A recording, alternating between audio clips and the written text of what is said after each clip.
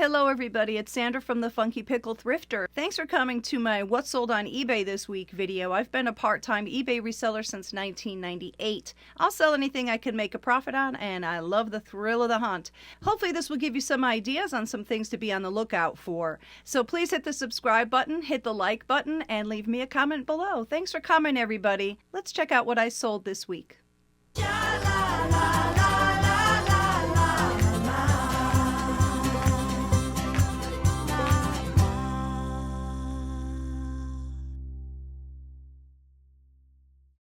So here's a very cool mid-century set of horse heads that I sold. These are great items. People of a certain age might remember these. These were sold as kits, I think. It would come with that background part, of course, and then some very, very thick string, and I think you glued it down. There was a pattern, and then you would pour in these little rocks.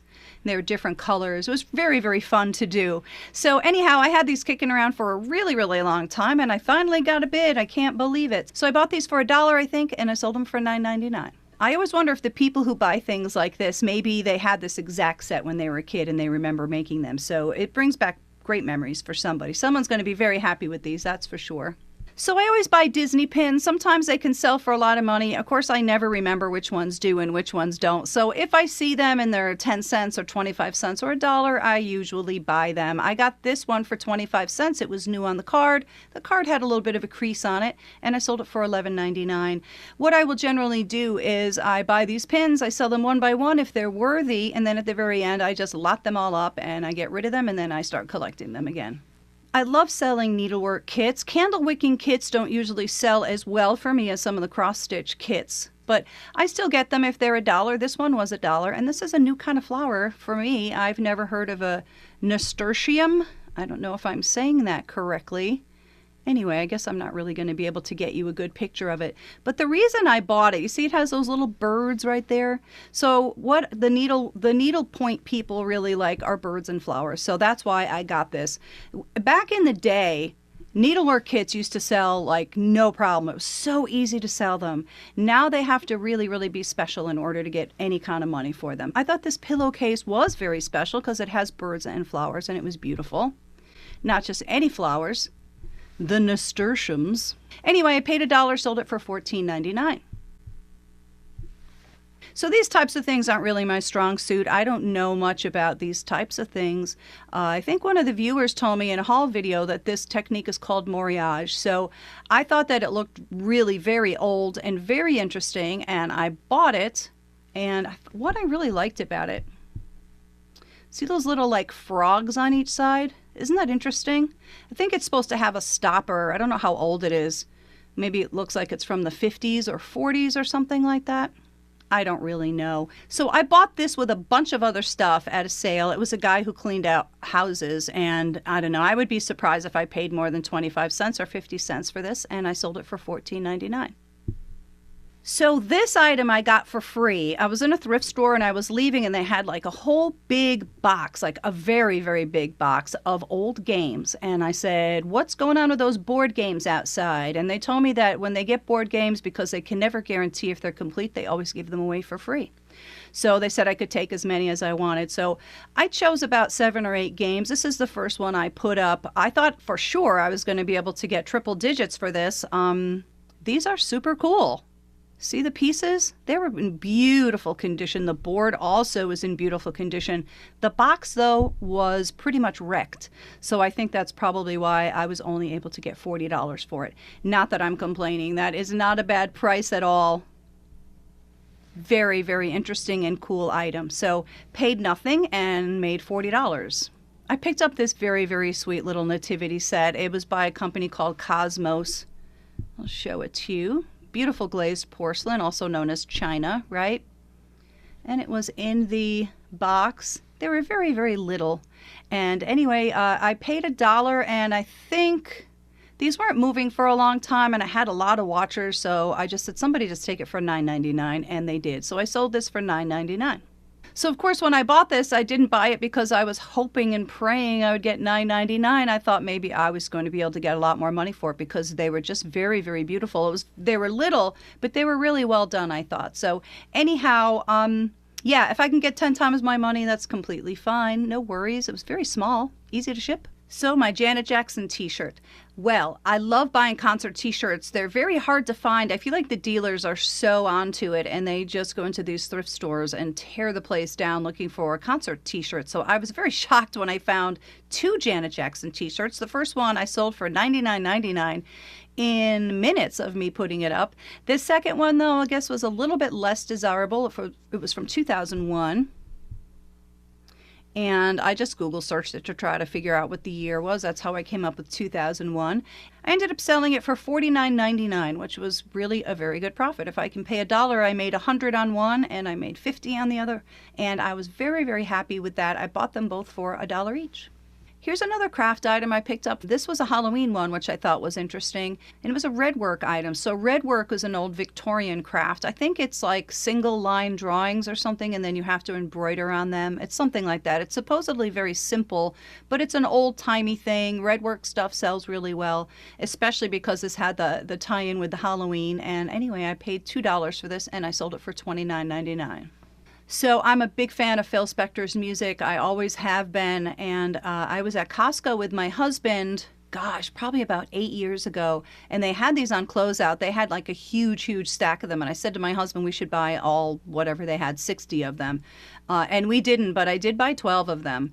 And anyway, I kept them all sealed. And a couple of years ago, unfortunately, I was like, no, I really should get rid of those. I really need the space. So I sold them all kind of cheaply, and they were all brand new and sealed. So Phil Spector died this week, and the price really skyrocketed, and I didn't have any left other than my copy, which I'm not selling. No way.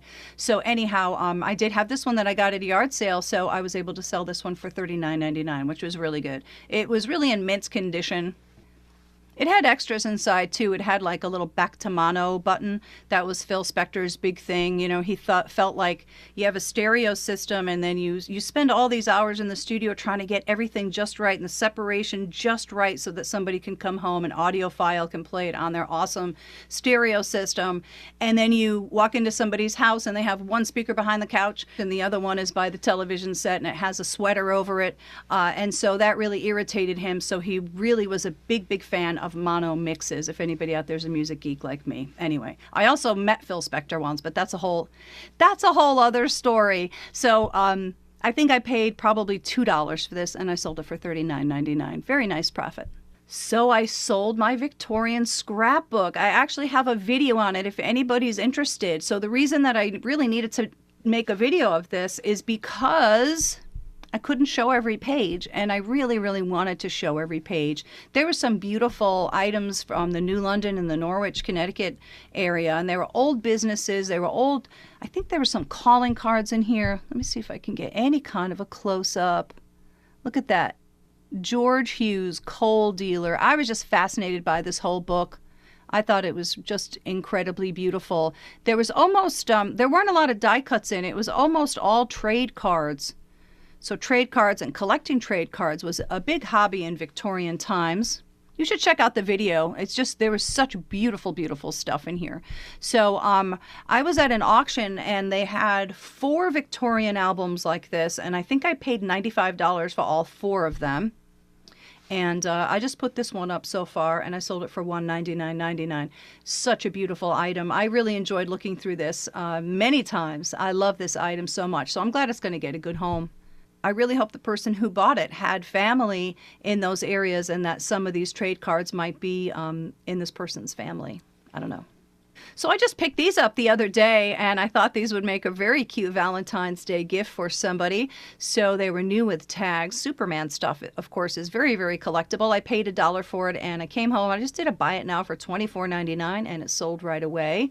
That was a cute item. I got this very cool 1980s MTV concert jacket. This was pretty cool. It's that black satin, you know, it was a big thing in those times.